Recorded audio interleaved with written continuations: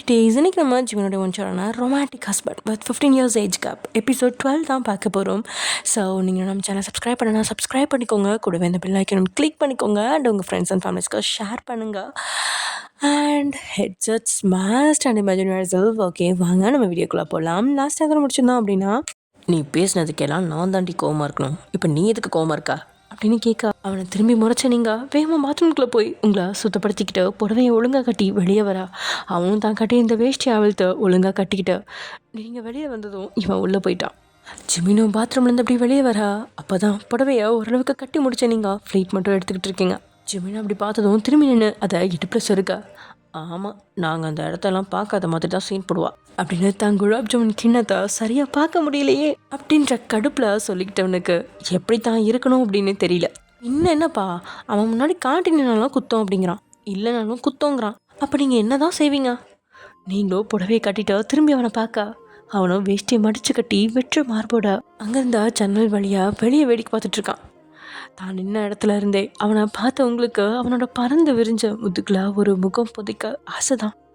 ஆனால் அவங்களுக்குள்ள சண்டை தான் ஓடிட்டுருக்கே அப்படின்னு உங்களை ஃபார்முக்கு கொண்டு வந்த நீங்கள் அவன் பக்கத்தில் போய் அவனோட தோளத்தோட போக, சரியாக அந்த நேரம் அப்படின்னு பார்த்து திரும்பினவன் உங்களை பார்த்த என்ன அப்படின்னு கேட்க, இந்நேரம் அப்பாவுக்கு விஷயம் தெரிஞ்சிருக்கோம், அதனால் கீழே போய் எதுக்காக வந்தீங்கன்னு அப்பா கிட்ட சொல்லிட்டு வாங்க, அப்படியே கிளம்புனாலும் சரிதான் அப்படின்னு கடைசி வார்த்தை சொல்லும்போது கஷ்டமாக தான் இருக்கு உங்களுக்கு. ஆனால் என்ன செய்யுது, ஈகோ அப்படி பேச செஞ்சிருச்சு. நீங்கள் அந்த வார்த்தையை சொன்னதும் உங்களை உறுத்து ஒழிச்சவன் இவ்வளோ நேரம் முகத்தில் இருந்த அந்த இனிமை காணாமல் போக பட்டுன்னு உங்ககிட்ட இருந்து திரும்பி அங்கேருந்து ஜன்னல் கம்பிக்க இறுக்கமாக பிடிச்சு, இப்போவே நான் கிளம்புறேன், நீ கொஞ்சம் வெளியே போனால் எனக்கு ட்ரெஸ் சேஞ்ச் பண்ண ஈஸியாக இருக்கும் அப்படின்னு சொன்னவும் உங்களுக்கு ஒரு மாதிரி ஆயிடுச்சு. எதுக்கு ஓயன் இப்போ தேவையில்லாமல் அவன்கிட்ட இப்படி பேசின அப்படின்னு தண்ணியே கேட்டுக்கிட்ட நீங்கள் திரும்பி நிற்கிறவனை பார்த்து ஒரு வித பயம் சூழ, சே நல்லா தான் இருந்தான் என்னால தான் அப்படின்னு தண்ணியை நொந்துக்கிட்டு அப்படியே நிற்க, திரும்பி நின்னபடியே உன்னை நான் வெளியே போக சொன்னேன் அப்படின்னு கொஞ்சம் டெரராக தான் சொல்கிறான். அதுக்கு மேலே உங்களுக்குமே தாங்க முடியல. ஏன்னா அவனை பிரிஞ்சு எவ்வளோ வேதனைப்பட்டீங்க அப்படின்னு உங்களுக்கு தெரிஞ்சது தானே. அவன் பக்கத்தில் இருக்கும்பொழுது அவனை உதாசனப்படுத்தி பேசிட்டு அவன் போனதும் ஏங்கி என்ன பையன் அப்படிங்கிறத உணர்ந்த நீங்கள் தான் வெக்கத்தை விட்டு ஓடி போய் அவன் முதுக்க அணைச்சிக்கிட்டீங்க. கல் போல் இறுகி இருந்தவனும் உங்களோட இந்த திடீர் அணைப்பில் கொஞ்சம் இலகி திணறி தான் போகிறான். சாரி ஜிமின் அப்படின்னு சொன்ன உங்களோட கண்களில் கண்ணீர் பழப்பழக்குது. நீங்கள் இவ்வளோ நேரமும் பேசினதை நினைவுக்கு கொண்டு வந்தவன் என்ன இது புது ட்ராமா அப்படின்னு சொல்ல, அவனை சுற்றி கட்டியிருந்த அவங்களோட கையை விளக்கி அவன் முதுகுலேருந்து நீங்கள் விளக்க, ட்ராமாவா அப்படின்னு கொஞ்சம் அதிர்றீங்க. இப்போது கோவ கண்களோட அவனை நோக்கி, என்னை மட்டும் ட்ராமா பண்ணுறேன்னு நீங்கள் சொல்லலாம், உங்களை அப்படி நான் சொன்னால் உங்களுக்கு கோவம் வந்துடும் அப்படி தானே, உங்களுக்கு ஒரு நியாயம் மற்றவங்களுக்கு ஒரு நியாயமா அப்படின்னு நீங்கள் கேட்க, அவனும் உங்களுக்கு மேலே முறைச்சி பார்க்க, இந்த முறைக்கிற வேலையெல்லாம் போதும், என்னதான் உங்கள் மனசில் நினச்சிட்டு இருக்கீங்க, எருமை மாடி மாதிரி வளர்ந்துருக்கீங்க. என்ன எருமை மாடா? ஆமாம் உண்மையை தானே சொல்கிறேன், இவ்வளோ பெருசாக வளர்ந்துருக்கீங்க, எனக்கு எந்த அளவு மெச்சூரிட்டி இருக்குன்னு யோசிக்கிறீங்களா? நீங்கள் தப்பாக பார்க்குற விஷயம் எல்லாத்தையுமே நான் நார்மலாக தான் பண்ணேன், ஆனால் நீங்கள் தான் எல்லாத்தையும் தப்பாக பார்க்குறீங்க. அன்றைக்கி உங்கள் முன்னாடி அப்படி நின்னது கூட நீங்கள் என்னை போக விடாமல் செஞ்சுருவீங்கன்னு தான் நினச்சி நின்னேன். ஆனால் அது கூட உங்களுக்கு தப்பாக தான் தெரியுது. நான் தான் உங்கள் மேலே அவ்வளோ கோவப்படணும், என்னோடய ஃப்ரெண்டு முன்னாடி அவ்வளோ இன்டீசென்ட்டாக பிஹேவ் பண்ணதுக்கு. இனிமேல் அவன் மூஞ்சில் நான் எப்படி முழிப்பேன்? ஸ்டாப் இட் வயன், அதை பற்றி மட்டும் பேசாத அப்படின்னு அந்த ரூமே அதிர அவன் கத்த. ஏன் பேசக்கூடாது? ஒரு பொண்ணு ஒரு ஆண் கிட்ட சகஜமாக பேசினா தப்பாக பார்க்குற கண்ணோட்டத்தில் இருக்கிற ஆம்பளையா நீங்கள்? யாரடி சொல்கிற? உங்களை தான் சொல்கிறேன். உன் மேலே சத்தியமாக உன்னை நான் தப்பாக பார்க்கல. அப்புறம் அதுக்கு என்ன அர்த்தம்? பொசசிவ்னஸ்ன்னு சொல்லலாம். சரி ஓகே, இதுவே எனக்கு ஒரு கேர்ள் ஃப்ரெண்ட் இருந்து அந்த கேர்ள் ஃப்ரெண்ட் இப்படி நான் ட்ரெஸ் எடுக்க போகும்போது என் மேலே சட்டை வச்சு பார்த்தா நீ சும்மா இருப்பியா? அதை மட்டும் சொல்லு அப்படின்னு கேட்க, அப்படி ஒரு காட்சியாக தன்னோட மரக்கண்ணில் ஓட விட்ட உங்களுக்கு அப்படி மட்டும் ஏதாவது நடந்துச்சு அப்படின்னா பக்கத்தில் இருந்தவ தலையை திருக்கி போட்டுருவேன் அப்படின்னு தோணுது. சொல்லுடி.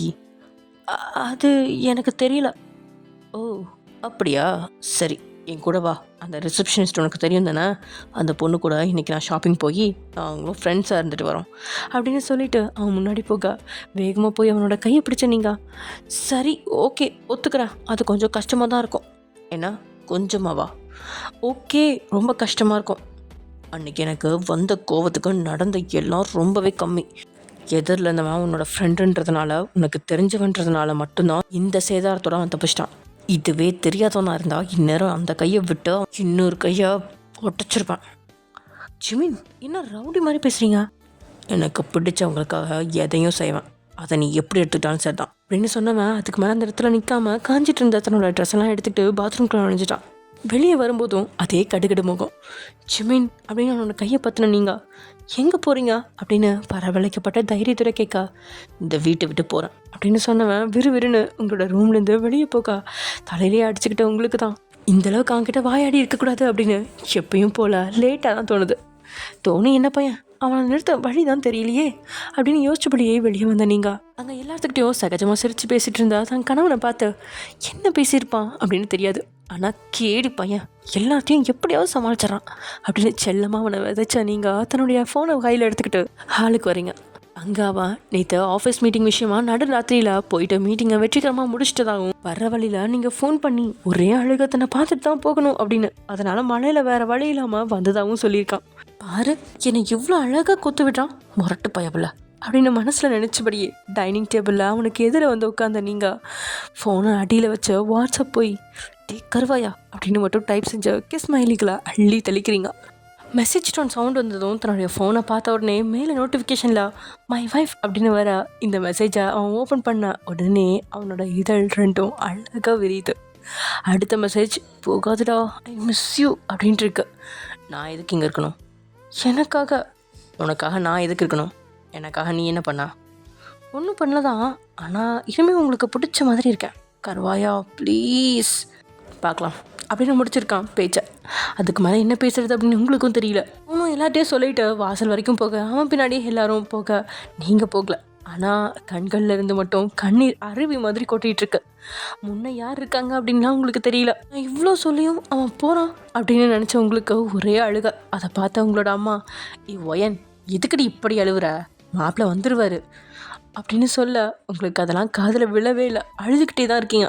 உடனே பதட்டத்தோட வெளியில் வந்த உங்கள் அம்மா தன்னோட கணவன்கிட்ட அதாவது உங்கள் அப்பா கிட்ட காதில் நீங்கள் அழுகிற விஷயத்த சொல்ல அவரும் சங்கடமாக ஜிமினை பார்த்துட்டு உங்கள் அம்மாவை முறைக்கிறாரு. அவங்க பார்வையை பார்த்துட்டு ஜிமின் என்னாச்சு மாமா அப்படின்னு கேட்க, ஒன்றும் இல்லை மாப்பிள்ள, ஏன்னா சொல்லுங்க மாமா, ஏதாவது ஹெல்ப் பண்ணுமா, இல்லை அதெல்லாம் எதுவும் வேணாம் மாப்பிள்ள அப்படின்னு சொல்லிட்டுருக்கா. உங்கள் அம்மாவுக்கு அங்கே பொறுக்கலை.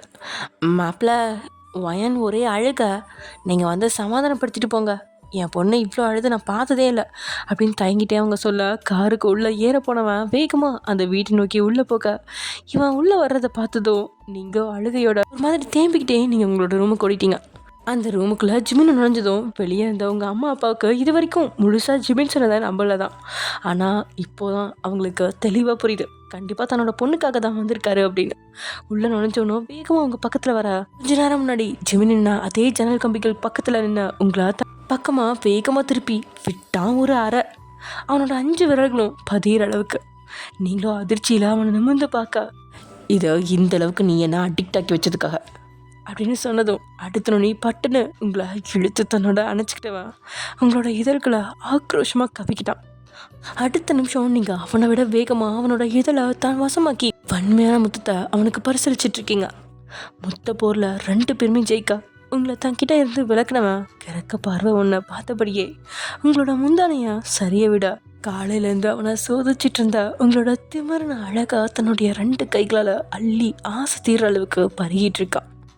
அவனோட சேட்டையால் வழியில் ஜிமின் அப்படின்னு நீங்கள் முனக அது அவனுடைய மூடை உச்சத்தில் கொண்டுட்டு போக உங்களை இழுத்து பெட்டில் போட்டவன் மீதி இருந்த மிச்ச அழகையும் அணுவா அதே நேரம் வன்மையாக உங்களை பருகிட்டு இருக்கான். நீங்கள் சொன்ன ஜிமின் ஜிமின் அப்படின்ற அந்த அழைப்புகள் எல்லாமே அவன் காதில் போய் ஏதேதோ செய்ய ஒயன் ஒயன் அப்படின்னு இவனும் பித்து பிடிச்ச மாதிரி அந்த குடலில் உங்களை மொத்தமாக தன்னதாக்கினவன் இது வரைக்கும் அணுகாத இடங்களை கூட அன்னைக்கு இல்லாத போத உணர்வை உங்களுக்கு தர்றான். ஜிமினோட வன்மையான கூடலை விரும்பியே ரசித்த நீங்கள் அவனோட வேகத்துக்கு ஈடாக நீங்களுமே ஈடு கொடுத்துட்ருக்கீங்க. கூடல் முடிஞ்சு உங்கள் மேலேயே விழுந்தவன் கொஞ்ச நேரத்தில் அவங்கக்கிட்ட இருந்து விலக போக, ஆனால் நீங்களும் அடுத்த கூடலுக்கான ஆச்சாரத்தை இட்டு அவனை விட்டு இனி எம்மையும் பிரியக்கூடாது அப்படிங்கிறது மாதிரி அவனை உசுப்பேற்றிட்டுருக்கீங்க.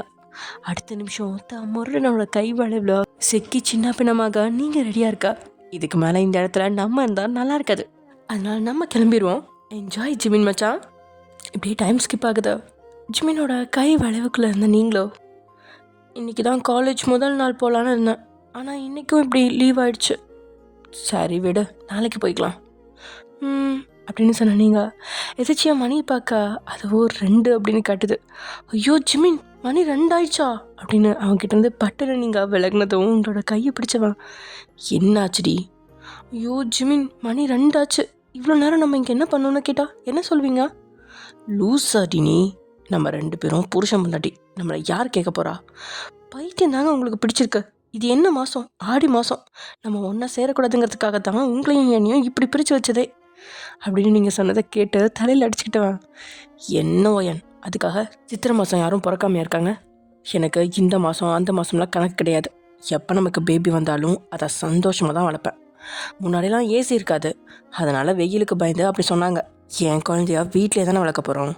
அந்த 1 மாதமும் குழந்தைக்கு தேவையான எல்லாத்தையும் பார்த்து பார்த்து நான் செய்வேன். அதனால் கவலைப்படாத அப்படின்னு அவன் பேசுனதெல்லாம் கேட்டு அவனோட கையை விடுவிச்சபடியே, என்ன ஜிமின் இப்படி பேசுகிறீங்க? எப்படி பேசுகிறேன்? இப்போ குழந்தைக்கு என்ன அவசியம் வந்துச்சு? என்ன குழந்தைக்கு என்ன அவசியமா அப்படின்னு அவன் புரியாமல் உங்களை பார்க்க, இல்லை நான் இன்னும் காலேஜே முடிக்கலை, காலேஜ் முடிச்சதுக்கப்புறம் தான் நான் அதை பற்றி யோசிக்கணும். கல்யாணம் முடிஞ்ச உடனே வா இப்போ எல்லாரும் குழந்தை பெற்றுக்கிறாங்க. வயன், மற்றவங்க மாதிரி நம்ம இருக்கணும்னு எந்த அவசியமும் கிடையாது. குழந்தை இயற்கையாக எப்போ வருதோ அப்போ ஏற்றுக்கிற மனப்பான்மையை இப்போவே கொண்டு வந்துக்கோ. ஜிமின், உங்களுக்கு புரியுதா இல்லையா? இப்போ நான் காலேஜ் போகிறேன், திடீர்னு ப்ரெக்னென்ட் ஆகிட்டா எப்படி? என்னை காலேஜ்லேயே சேர்த்துக்க மாட்டாங்க. அப்புறம் என் ஃப்ரெண்ட்ஸ் எல்லாருமே கிண்டல் பண்ணுவாங்க. இப்போவே எங்கள் கேங்கில் எனக்கு மட்டும்தான் கல்யாணம் ஆகிருக்கு. நாளைக்கு நான் காலேஜ் போனாவே என்னை ஒரு வழி பண்ணிவிடுவாங்க. உங்களுக்கு அதை பற்றி எல்லாம் என்ன கவலை அப்படின்னு நீங்கள் பேசிகிட்டு இருக்கிறத கேட்டு ஜிமினுக்கு கோவம் தலைக்கேறுது. இருந்தும் பல்ல கடிச்சிக்கிட்டு இருந்தவனுக்கு உங்ககிட்ட இந்த நேரத்தில் இதை பற்றி பேசுகிறது சரியில்லை அப்படின்னு தோண அமைதியாக இருந்துட்டான். இப்போது அதை பற்றி பேசினா மறுபடியும் 2 பேர்த்துக்கும் சண்டை வர்றது கன்ஃபார்ம். நீங்கள் இப்படி பேசுகிறது எல்லாமே தன்னோட அம்மாவுக்கு தெரிஞ்சிச்சு, அவ்வளோதான். இங்கே இவ்வளோ நேரமும் தன்கிட்ட வாயாடிட்டு இருந்தவன் திடீர்னு அமைதியாகவும் உங்களுக்கு ஒரு மாதிரி ஆயிடுச்சு. அவன் நெஞ்சு மேலே கையை வச்சு நீங்கள், ஜிமின் என்னாச்சு அப்படின்னு கேட்க, ஒன்றும் இல்லை, வா வெளியே போவோம் அப்படின்னு அவன் பெட்லேருந்து கீழே இறங்கி அவனோட ட்ரெஸ்லாம் போட, நீங்களும் பாவமாக முகத்தை வச்சு பெட்லேயே உட்காந்துருக்க உங்களை பார்க்கவும் உனக்கு பாவமாக தான் இருக்குது. உடனே உங்கள் பக்கத்தில் வந்து உட்காந்துவன் உங்களோட தலையை தடவி, என்ன ஒயான், நான் உங்களுக்கு சரியான மேட்சே கிடையாது, என்னோட அக்கா தான் உங்களுக்கு கரெக்டாக இருந்திருப்பா. ஒயன், இந்த பேச்சை பேசாதான்னு நான் அவங்ககிட்ட பல தடவை சொல்லியிருக்கேன். உண்மைதான் ஜிமின், அக்கா மட்டும் லவ் பண்ணாமல் இருந்திருந்தா உங்களுக்கு ஏற்ற மாதிரி தான் அவள் இருந்திருப்பா. இப்போ என்ன நீங்கள் கல்யாணம் பண்ணதால தான் உங்களுக்கு ஃபுல் டென்ஷன். நான் ரொம்ப லூஸ் டாக் விடுறேன். ஆனால் இதுவே அக்கானா எல்லா இடத்துலையும் யோசிச்சு பேசுவா. இதோ இப்போ கூட குழந்தைய பற்றி ஆசையாக பேசுனீங்க, ஆனால் நான் என்னோடய பாயிண்ட் ஆஃப் வியூவிலேருந்து பேசிட்டேன். அது கரெக்டாக தப்பான்னு கூட எனக்கு தெரியல. நான் பேசினதும் நீங்கள் இப்படி அமைதியாக இருக்கிறது எனக்கு தான் கஷ்டமாக இருக்குது. நான் தான் தப்பு மேலே தப்பு பண்ணுறேன்னு எனக்கு தோணுது. உங்களை என்னால் சந்தோஷமாக வச்சுக்க முடியாதுன்னு தோணுது. பேசாமல் நீங்கள் எனக்கு டிவோர்ஸ் கொடுத்துருங்க. உங்களுக்கு ஏது நல்ல பொண்ணாக பார்த்து கல்யாணம் பண்ணிக்கோங்க ஜிமின் அப்படின்னு நீங்கள் சொன்னதும் உங்களை கடுமையாக முறைச்சி பார்த்தவன், இந்த ஜென்மத்தில் உன்னை விட எனக்கு பெஸ்ட்டு பேர் இல்லடி. இதை நானே என்னோட மனசார சொல்கிறேன். இந்த மாதிரி சின்ன சின்ன விஷயங்கள் 2 பேத்துக்கும் கல்யாணம் ஆன புதுசில் ஒத்து போகாது தான். அதுக்காக நம்ம பிரியணும்னு அவசியம் இல்லை. ஒருத்தருக்கு ஒருத்தர் அட்ஜஸ்ட் பண்ணி வாழ்ந்தா அதுதான் கல்யாண வாழ்க்கை. என் மேலேயும் தப்பு இருக்கு வயன். உன்னோட மென்டாலிட்டி எந்த அளவில் இருக்குன்னு தெரியாமல் நீ பண்ணுற எல்லாத்துக்கும் நான் கோவப்பட்டு இருக்கக்கூடாது. சாரி அப்படின்னு சொன்னவன் உங்களோட பிறை நெற்றியில் கிஸ் பண்ணிட்ட. இனிமேல் இது மாதிரி பேசாத, இன்றைக்கி பொறுமையாக பேசுகிறேன். இன்னொரு தடவை இவ்வளோ பொறுமை எனக்கு இருக்காது. உங்கள் இடத்துல வேறு யாரையும் வச்சு இனி உன் வாயிலேருந்து ஒரு வார்த்தை வரக்கூடாது. என் பொண்டாட்டி இந்த ஜென்மத்தில் வயன் மட்டும்தான், வயன் மட்டும்தான். காடட் அப்படின்னு நீங்கள் வேகமாக தலையாட்டா, தட்ஸ் குட் அப்படின்னு சொல்கிறான். அங்கே கட் பண்ணா இங்கே, ஹலோ அனி நல்லா இருக்கீங்களா? நல்லா இருக்கேன் வயன், நீ எப்படி இருக்கா? நான் நல்லா இருக்கேன். இல்லையே, என் தம்பியை பிரிஞ்சு ரொம்ப கஷ்டப்படுறேன்னு கேள்விப்பட்டேன். அண்ணி, சரி சரி, இன்னும் கொஞ்ச நாள் தான், அதுக்கப்புறம் வீட்டுக்கு கூட்டிகிட்டு வந்துடுவாங்க, அதனால ஃபீல் பண்ணாமல் இரு சரியா? சரி அண்ணி, நீங்கள் எங்கே இருக்கீங்க? வீட்டுக்கு போயிட்டீங்களா? நான் எங்கள் வீட்டுக்கு வந்துட்டேன் வயன் அப்படின்னு சொன்னவன், சரி நான் அவங்ககிட்ட அப்புறம் பேசுகிறேன் அப்படின்னு பட்டுன்னு ஃபோனை கட் பண்ணிட்டா பாக்கியா. ஏன்னா பாக்கியா ரூம்குள்ளே அவளோட ஹஸ்பண்ட் அப்போ தான் உள்ளே நுழையிறான். என்னங்க சமைச்சிட்டேன் சாப்பிட்றீங்களா அப்படின்னு பாக்கியா கேட்க, சுகா சாப்பிட்டு தான் வந்தேன் அப்படின்னு எப்பயும் போல் அவளோட முகம் பார்க்காம சொன்னவன் குளிக்கிறதுக்கு உள்ளே நுழைய போக தான் கண்களை மூடி தன்னை நிதானத்துக்கு கொண்டு வந்த பாக்யா அவனை பாத்ரூமில் போக விடாமல் கையை குறுக்க நீட்டி தடுக்க அவனும் புருவம் உயர்த்தி அவளை பார்க்குறான். இன்னும் எவ்வளோ காலத்துக்கு என்னை இப்படி பொம்மை மாதிரி வச்சுருப்பீங்க? எனக்கு புரியுது, உங்களோட ஃபர்ஸ்ட் லவ்வை மறக்க முடியாமல் கஷ்டப்படுறீங்க. அந்த பொண்ணு உயிரோட இருந்தால் இந்நேரம் அந்த பொண்ணு கூட உங்களை சேர்த்து வச்சுட்டு நான் சந்தோஷமாக எங்கள் வீட்டுக்கு போயிருப்பேன். ஆனால் இப்போ அந்த பொண்ணு உயிரோட இல்லை. நீங்கள் இப்படி நடப்புறமாக வாழ்ந்துட்டுருக்கீங்க. என் வாழ்க்கைக்கு என்ன தான் வழி? நான் உங்ககிட்ட ஃபர்ஸ்ட் நைட் அப்போவே சொல்லிட்டேன், உனக்கு இந்த வாழ்க்கை பிடிக்கலனா தாராளமாக டிவோர்ஸ் வாங்கிட்டு போகலான்னு. திரும்ப என்கிட்ட வந்து கேட்டால் என்னோட பதில் டிவோர்ஸ் தான் அப்படின்னு சுகா சொன்னதும் பாக்யாக்கு இன்னும் ஒரு மாதிரி ஆயிடா. என் கூட இத்தனை வருஷம் வாழணும், உங்களுக்கு என் மேலே எந்த விதமான உணர்வும் வரலையா?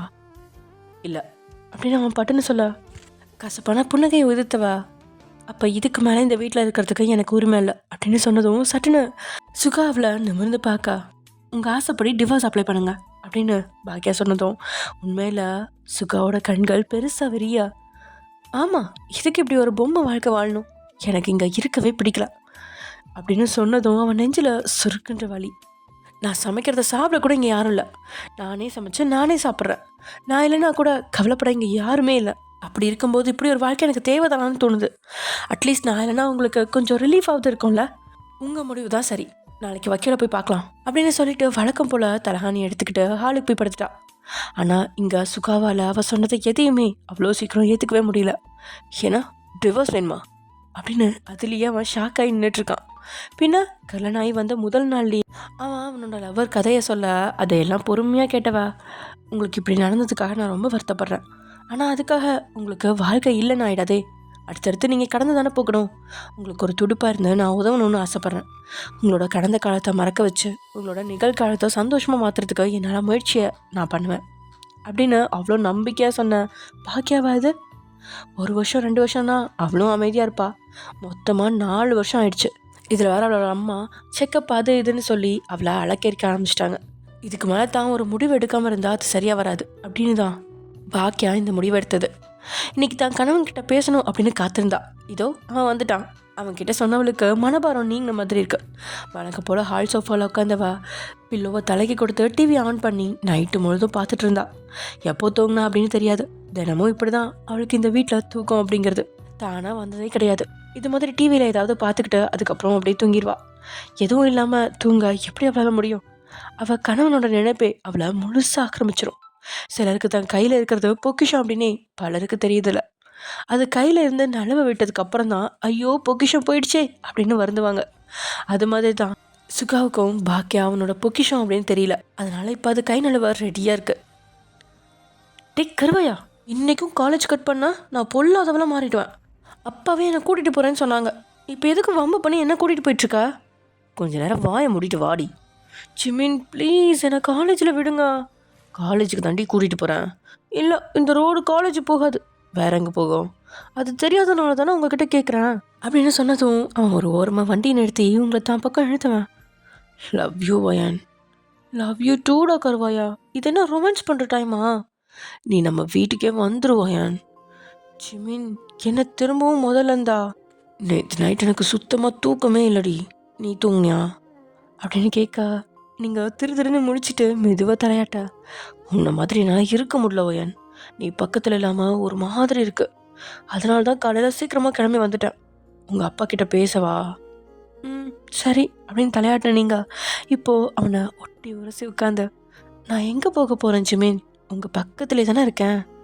எனக்கும் அதான் ஆசை, ஆனால் இது மாதிரி பிரித்து வச்சுட்டாங்களே. 1 மாதம் கூட முடியாதா? 1 நிமிஷம் கூட முடியாது. சண்டை போட்டாலும் நீ என் கூடவே தான் இருக்கணும். சரி, அப்பா கிட்ட பேசுங்க. உங்கள் அம்மா எதுவும் சொல்ல மாட்டாங்களா? அம்மாவுக்கு தெரிஞ்சிருச்சு நான் உங்கள் வீட்டுக்கு வந்து போகிறது. அதனால் அவங்களே தான் காலையில் சொன்னாங்க, உன் மாமனார் மாமியார் கிட்ட பேசிட்டு கூட்டிகிட்டு வான்னு சொன்னாங்க. உங்கள் அம்மா இருக்காங்களே, உங்கள் மனசில் என்ன இருக்கோ அதை அப்படியே சொல்லிடுறாங்க இல்லையா? கொஞ்சம் பொறாமையாக தான் இருக்குது அப்படின்னு சொன்னவன் உங்களோட இடையில கையை கொடுத்து உங்களை கிறக்கமாக பார்த்தபடியே ஒயன் கிஸ் பண்ண. ஜிமின் இது ரோடு, எனக்கு தெரியாதா இது ரோடுன்னு? பண்ணுடி. அப்படியே பல நாள் பட்டினி கிடந்தவ மாதிரி தான் மூஞ்சி வச்சுருக்கீங்க. ஆமாம், நேற்று நைட்டு நீ என் கூட இல்லையே, அப்போ காலையில் இருந்தது? ஒயன் எல்லாத்துக்கும் கணக்கு பார்க்காத, எனக்கு இப்போ கிஸ் வேணும் அப்படின்னு அவன் அடமாக சொல்ல, சரிண்ணா யாராவது வராங்களா அப்படின்னு சுற்றி முற்றி பார்த்த நீங்கள் யாரும் இல்லை அப்படின்னதும் அவனோட இதெல்லாம் கிஸ் பண்ணி விலகு போக அவனும் அந்த முத்தத்தை விடாமல் தனதாக்கி வெறும் முத்தத்தோடு இல்லாமல் உங்களை தூக்கி தான் மடியில் வச்சு அணைச்சவன் அயன் பண்ண அவங்களோட ட்ரெஸ்ஸை கழிச்சு வச்சுருக்கான். அவன்கிட்ட இருந்து விலகி அவனை பார்த்தவங்களுக்கு அவனை இன்னும் தான் பிடிச்சு போகுது. தன்னை பிரிஞ்சு ஒரு நாள் கூட இருக்க முடியாத கணவன் கிடைக்கிறது வரம் தானே அப்படின்னு அவன் நினச்ச பெருமையில் முகமானதா நீங்கள். அதுக்கப்புறம் தான் கசங்கியிருந்த உங்களோட ட்ரெஸ்ஸை பார்த்து ஜிமின் அப்படின்னு கத்த அவனும் இப்போது அடுத்த முத்தத்தை உங்களுக்கு கொடுக்க ஆரம்பிச்சிட்டான். இங்கே மேடம் கண்டிப்பாக உங்களுக்கு இந்த டைவர்ஸ் வேணுமா அப்படின்னு தயங்கிப்படியே எதிரில் இருந்த வக்கீல் கேட்க ஆமாம் சார் கன்ஃபார்ம் வேணும் அப்படின்னு சொன்னவளை நிமிந்து கூட பார்க்காம அமைதியாக பக்கத்தில் உட்காந்துருக்கான். சுகா சார் உங்களுக்கு இதில் சம்மதம் தானே? அவன் எதுவுமே பேசாமல் தலையை மட்டும் ஆட்ட சார் இங்கே வாயை திறந்து எதாக இருந்தாலும் சொல்லணும், நாங்கள் இதை பதிவு பண்ணி வச்சுருப்போம் அப்படின்னு சொன்னதும் அவங்களோட ஆசை அதுதான், அதனால் டிவோர்ஸ் கொடுத்துருங்க அப்படின்னு சொல்லவும் பக்கத்தில் இருந்த பாக்யாவுக்கு அவ்வளோ கோபம். என்னோட ஆசையா? ஏன் இப்படி பேசுகிறான்? ஏதோ அவனை பிடிக்காமல் நான் டைவர்ஸ் கொடுக்க வந்த மாதிரில இருக்குது.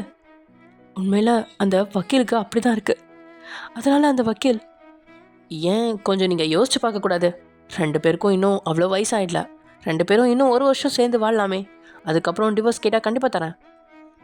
இல்லை சார் இதுவே எனக்கு ரொம்ப லேட் தான், அதனால் சீக்கிரம் இதை நீங்கள் ப்ராசஸ் பண்ணால் எங்களுக்கு வசதியாக இருக்கும் அப்படின்னு கட் அண்ட் ரைட்டாக பாக்கியா சொல்ல திடீர்னு இவளுக்கு என்ன ஆச்சு, ஏன் இப்படியெல்லாம் பேசுகிறா, நல்லா தானே இருந்தா அப்படின்ற கேள்விகளை தனக்குள்ளே கேட்டுக்கிட்ட சுகாவுக்கு அவன் ஏன் இப்படி இருக்கா அப்படின்னு தெரியல.